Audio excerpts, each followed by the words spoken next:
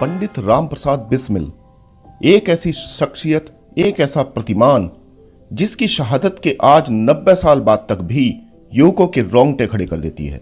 अपनी शहादत से पहले पंडित राम प्रसाद बिस्मिल लिखते हैं, सरफरोशी की तमन्ना अब हमारे दिल में है, देखना है जोर कितना बाजुए का दिल में है, रहबरो राहे मोहब्बत रह न जाना राह में, लज्जते सहरान वर्दी दूरिये मंजिल में है।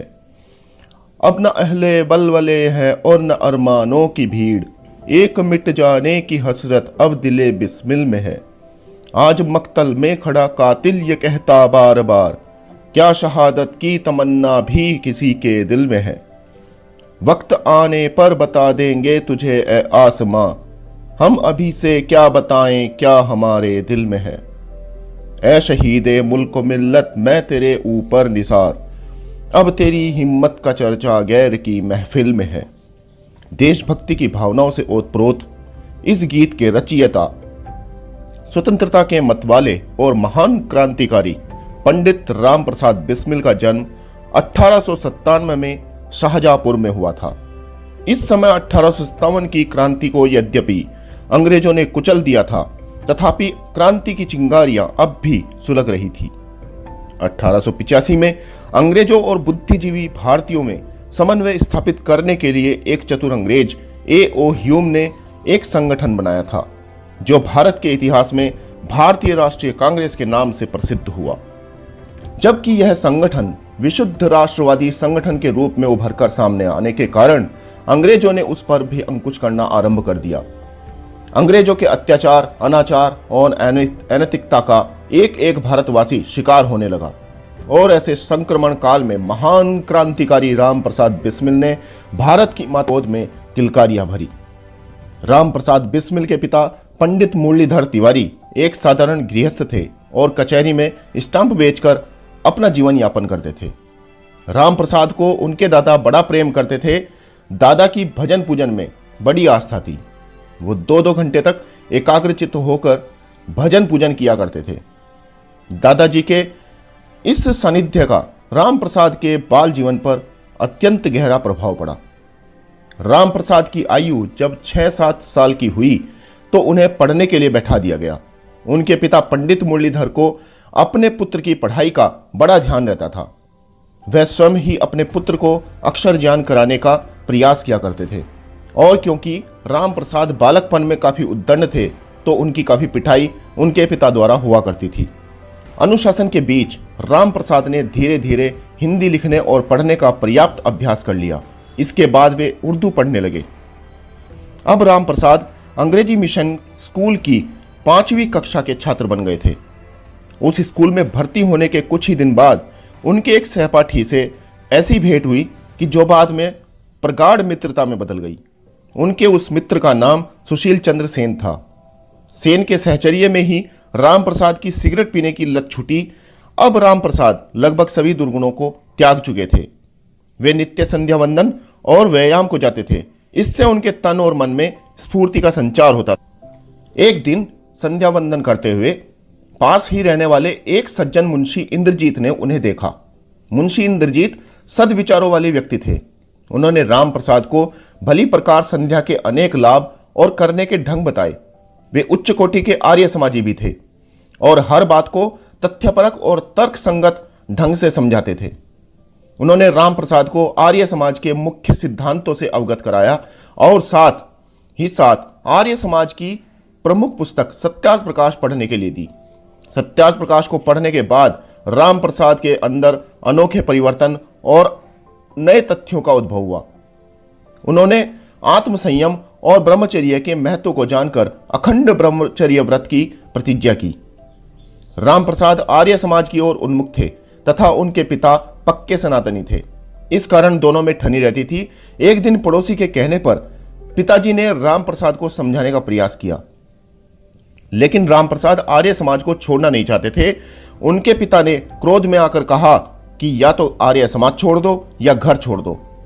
बिस्मिल ने लिखा कि मैंने विचार किया, यदि पिताजी का क्रोध और बढ़ गया और कोई वस्तु मुझ पर दे मारी जिससे परिणाम बुरा निकला तो अच्छा न होगा। मैं एक कमीज और लंगोट पहनकर घर से निकल गया। 1913 में प्रथम बार स्वामी सोमदेव जी शाहजहांपुर पधारे थे और 2-3 साल तक शाहजहांपुर आर्य समाज के वार्षिकोत्सव में आते रहे। राम प्रसाद को क्रांति के पथ पर अग्रसर करने में उनका बहुत बड़ा हाथ था। 1915 में स्वामी जी कुछ विशेष व्यक्तियों के कहने पर शाहजहांपुर आर्य समाज मंदिर में निवास करने लगे।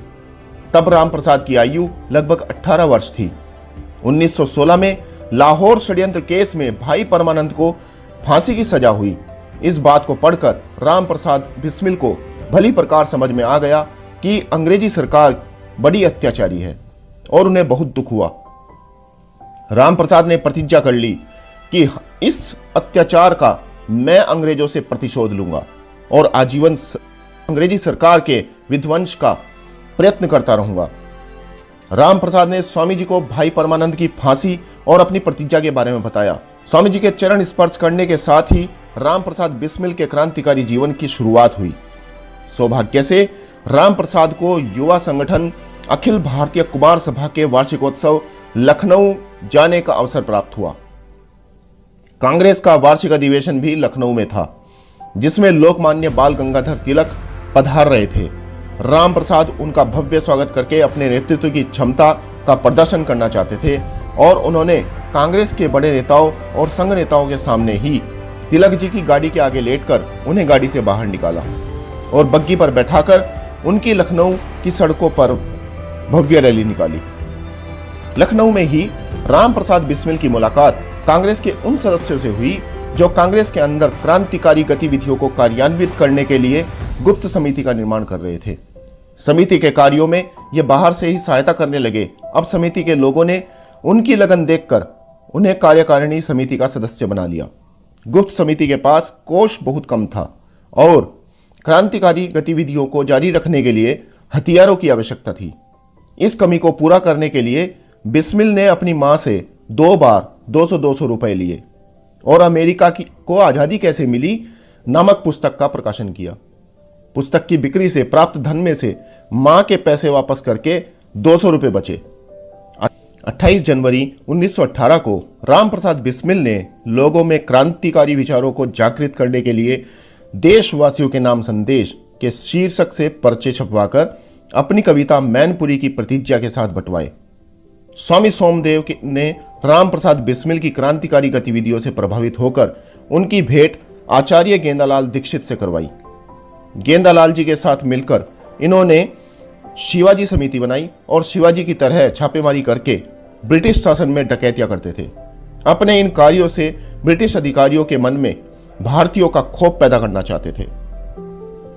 पुलिस ने कुछ समय बाद समिति के प्रमुख नेतृत्वकर्ता गेंदालाल जी को अन्य साथियों के साथ गिरफ्तार कर लिया, लेकिन गेंदालाल और राम नारायण पुलिस को चकमा देकर फरार हो गए। 1919 से 1920 तक राम प्रसाद बिस्मिल भूमिगत हो गए और किसी भी अपने करीबी से कोई संपर्क नहीं किया। बिस्मिल ने उस दौरान मैनपुरी में रहते हुए अनेक पुस्तकें लिखी, जिसमें उनकी प्रमुख रचनाएं हैं मन की लहर, बोलवेसिक की करतूत, यौगिक साधन, स्वाधीनता की देवी या कैथरीन आदि।